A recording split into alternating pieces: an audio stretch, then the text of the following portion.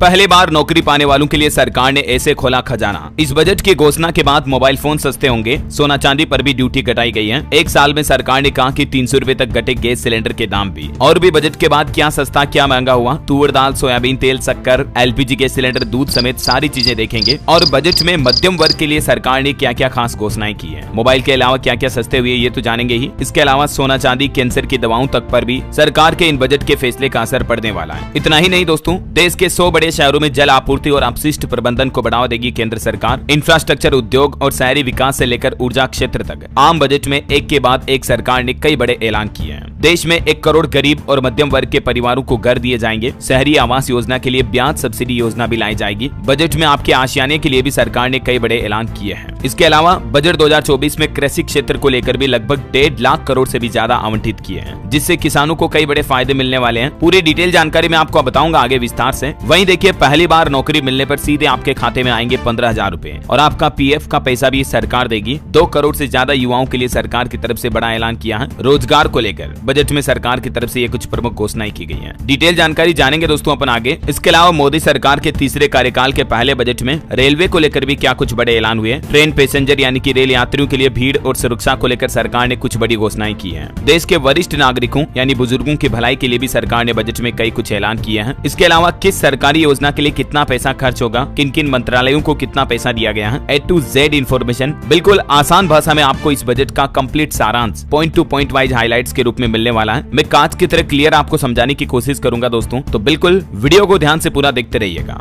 आपको पता होगा, आज सुबह देश की वित्त मंत्री निर्मला सीतारमण ने अपना 7वां बजट पढ़ा 11 बजे। राष्ट्रपति ने वित्त मंत्री को दही चीनी भी खिलाई बजट से पहले, और वित्त मंत्री ने अपना बजट भाषण भी इस बार इंग्लिश में दिया, यानी अंग्रेजी में था वो। तो आइए अपन हिंदी में आसान भाषा में इसके सारे हाइलाइट्स समझ लेते हैं। देखिए, टैक्स छूट को लेकर सरकार ने सबसे बड़ा फैसला लिया। न्यू टैक्स रिजिम में अब 7.25 लाख रुपए तक की इनकम वाले लोगों के लिए टैक्स बिल्कुल फ्री होगा। NDA सहयोगी नीतीश सरकार और नायडू के स्टेटस को भी 59 और 15,000 करोड़ रुपए का पैकेज मिला है। यानी बिहार और आंध्र प्रदेश राज्यों के लिए सरकार ने इस बजट में कुछ खास स्पेशल पैकेज रखा है। सियासी गठबंधन का असर भी देखने को मिला। सबसे पहले सरकार ने बजट में अपनी 9 प्राथमिकताएं गिनाई कि इस बार का बजट मुख्य तौर पर किन प्राथमिकताओं पर आधारित है। देखिए, खेती में उत्पादकता को बढ़ावा देना, रोजगार और क्षमता का विकास, समग्र मानव संसाधन विकास और सामाजिक न्याय, विनिर्माण और सेवाएं, शहरी विकास, ऊर्जा सुरक्षा, अधोसंरचना, नवाचार, शोध और विकास और अगली पीढ़ी के लिए सुधार करना। ये इस बार के आम बजट पूर्ण बजट की 9 प्राथमिकताएं रही। वित्त मंत्री ने अपने बजट भाषण की शुरुआत गरीबी, महिलाएं, युवा और अन्नदाताओं को केंद्र में रखते हुए की है। सरकार ने कहा कि महंगाई दर को 4% पर लाने का प्रयास किया जा रहा और किसानों को 50% मार्जिन देने का भी पूरा वादा किया। ये क्या है, इसका लाभ कैसे मिलेगा, पूरी डिटेल बताऊंगा आपको। एक पॉइंट टू पॉइंट वाइज शुरुआत करते हैं, ठीक है। देखिए, एक तो इस बार का वित्त मंत्री का बजट भाषण कुछ ज्यादा लंबा नहीं रहा। पिछले कुछ बजट के भाषण हर बार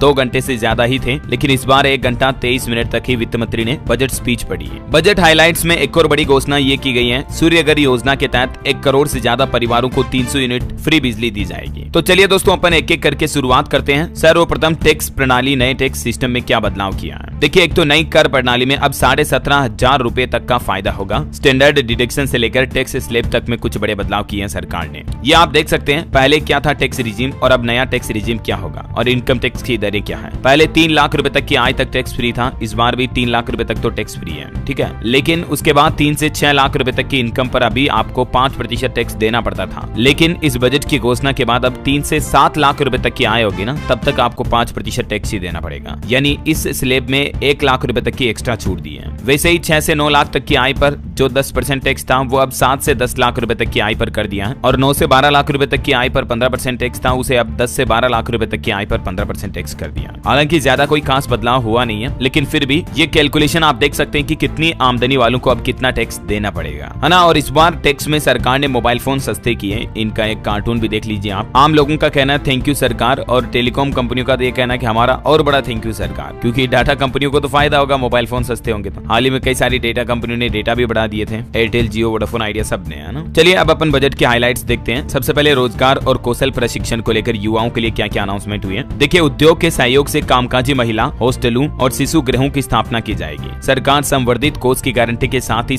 7.5 लाख रुपए तक की ऋण सुविधा के लिए मॉडल कौशल ऋण योजना को संशोधित किया जाएगा। इस उपाय से हर साल तकरीबन 25,000 छात्रों को मदद मिलेगी। घरेलू संस्थानों में उच्चतर शिक्षा के लिए 10 लाख रुपए तक के ऋण पर प्रतिवर्ष 1 लाख से भी ज्यादा छात्रों को प्रत्यक्ष रूप से ऋण राशि पर 3% वार्षिक ब्याज छूट के लिए ई वाउचर्स भी दिए जाएंगे। मतलब ऑल ओवर इन सभी का मतलब ये हो गया दोस्तों कि युवा अगर कोई काम करते हैं, अपने खुद का कोई नया स्टार्टअप शुरू करते हैं, रोजगार शुरू करते हैं, तो उसके ऊपर अब सरकार लोन वगैरह में एक्स्ट्रा छूट देगी, है ना। और इसके अलावा युवाओं के लिए तो नौकरियों में भी सरकार ने बड़ी घोषणा की है। देखिए, पहली बार नौकरी वालों को एक्स्ट्रा पीएफ का फायदा मिलेगा। देश की वित्त मंत्री निर्मला सीतारमण ने बजट में घोषणा करते हुए कहा कि आगामी 5 साल में रोजगार बढ़ाने पर सिर्फ सरकार 2 लाख करोड़ रुपए खर्च करेगी और इसके साथ ही 5 साल में 4 करोड़ से ज्यादा युवाओं के लिए पैकेज पर सरकार का फोकस रहेगा और एक्स्ट्रा प्रोविडेंट फंड का फायदा मिलेगा, जिससे कि कम वेतन कम तनख्वाह वाले युवाओं को भी रोजगार में अच्छा खासा नौकरी में पैसा मिल सके। इसके लिए देख सकते हैं आप, सरकार ने पीएफ के लिए स्पेशल घोषणा की है। सरकार के इस फैसले के मुताबिक इस स्कीम से 30 लाख नए कर्मचारियों को फायदा होगा और स्किल लोन भी दिया जाएगा। और भी डिटेल आप देख सकते हैं, है ना। चलिए बजट की कुछ 10 प्रमुख बड़ी बातें देखते हैं। सबसे पहले समझिए बजट में क्या सस्ता क्या महंगा हुआ। इस बार के बजट की घोषणाओं के बाद कैंसर की दवाइयां, सोना चांदी, platinum, mobile phone, mobile charger, बिजली के तार, X ray machine, solar plates, leather और सी फूड सस्ते होंगे, क्योंकि मोबाइल और चार्जर पर कस्टम ड्यूटी को घटाकर 15% कर दिया है। सोना और चांदी के गहनों पर भी कस्टम ड्यूटी घटाकर 6% की गई। वहीं सैलरीड लोगों के लिए भी बजट में कई घोषणाएं हुई हैं। देखिए, नई टैक्स रिजीम में मैंने आपको बताया 8.25 लाख रुपए तक टैक्स इनकम फ्री रहेगी और फैमिली पेंशन पर टैक्स छूट को भी 15,000 से बढ़ाकर 25,000 कर दिया है। पहली बार नौकरी पाने वालों के लिए 1 लाख रुपए से कम सैलरी होने पर ईपीएफओ में पहली बार रजिस्टर करने वालों को 15,000 रुपए की मदद 3 किस्तों के रूप में देगी सरकार। एजुकेशन लोन के लिए जिन्हें सरकारी योजनाओं के तहत कोई फायदा नहीं मिल रहा, उन्हें देश भर के संस्थानों में एडमिशन के लिए लोन मिलेगा। लोन का 3% तक पैसा सरकार देगी और इसके लिए ई वाउचर्स दिए जाएंगे, जो हर साल 1 लाख स्टूडेंट को मिलेंगे। और बाकी बिहार और आंध्र प्रदेश राज्य के लिए स्पेशल पैकेज की घोषणा की है। बिहार को 58,000 करोड़ रुपए, आंध्र प्रदेश को 15,000 करोड़ की मदद दी है। बिहार में ये विष्णु मंदिर कॉरिडोर वगैरह भी बनाए जाएंगे, डिटेल आप देख सकते हैं। किसानों के लिए देखिए आप, 6 करोड़ किसानों की जानकारी लैंड रजिस्ट्री पर लाई जाएगी। 5 राज्यों में नए किसान क्रेडिट कार्ड जारी किए जाएंगे। युवाओं के लिए मुद्रा लोन की रकम 10 लाख रुपए से बढ़ाकर 20 लाख रुपए की जाएगी। देश की 500 टॉप कंपनियों में 1 करोड़ युवाओं को इंटर्नशिप कराने का भी सरकार ने वादा किया है। महिलाओं और लड़कियों के लिए देखिए लाभ पहुंचाने वाली योजनाओं के लिए 3 लाख करोड़ रुपए का प्रावधान रखा इस बार के बजट में। सोलर एनर्जी को बढ़ावा देने के लिए सूर्य घर मुफ्त बिजली योजना के तहत 1 करोड़ घरों को 300 यूनिट तक हर महीने बिजली फ्री देगी सरकार। ठीक है, और इसके अलावा टैक्स रिलीफ और रिवाइज्ड टैक्स स्लैब वगैरह तो मैंने आपको बता दिए। अब देखिए उद्योग काम धंधों के लिए सरकार ने बजट में क्या घोषणा की है। देश के 100 शहरों में या उसके आसपास निवेश हेतु प्लग एंड प्ले औद्योगिक पार्क बनाए जाएंगे। राष्ट्रीय औद्योगिक कॉरिडोर विकास कार्यक्रम के अंतर्गत 12 औद्योगिक पार्कों को मंजूरी दी जाएगी। खनिजों के घरेलू उत्पादन, रिसाइकलिंग और विदेशों में महत्वपूर्ण खनिज आस्तियों का अधिग्रहण करने के लिए महत्वपूर्ण खनिज मिशन स्थापित किया जाएगा। और वहीं देखिए सर्विस सेक्टर के लिए वित्त मंत्री ने क्या बड़ा ऐलान किया है। प्राइवेट सेक्टर को हर एरिया में सरकार की स्कीम्स के जरिए मदद दी जाएगी। नेशनल कंपनी लॉ ट्रिब्यूनल के जरिए 3,30,000 करोड़ रुपए कंपनियों को दिए जाएंगे। विवादों के निपटारे के लिए अतिरिक्त ट्रिब्यूनल बनाए जाएंगे। रिकवरी के लिए भी अतिरिक्त ट्रिब्यूनल बनाए जाएंगे। शहरों के क्रिएटिव रीडेवलपमेंट के लिए पॉलिसी लाई जाएगी। देखिए बजट में विनिर्माण एवं सेवाएं एमएसएमई के लिए भी सरकार ने क्या कुछ बड़े ऐलान किए हैं। एक तो मुद्रा लोन की सीमा को 10 लाख से बढ़ाकर 20 लाख किया जाएगा। एमएसएमई सेक्टर को दबाव के दौरान बैंक ऋण आसानी से मिलता रहे, इसके लिए एक नई व्यवस्था की घोषणा की गई है। खरीदारों को ट्रेड्स प्लेटफॉर्म पर अनिवार्य रूप से शामिल करने के लिए कारोबार की सीमा को 500 करोड़ से घटाकर 250 करोड़ किया जाएगा। एमएसएमई क्षेत्र में 50 मल्टी प्रोडक्ट फूड इरेडिएशन इकाइयां स्थापित करने के लिए वित्तीय सहायता दी जाएगी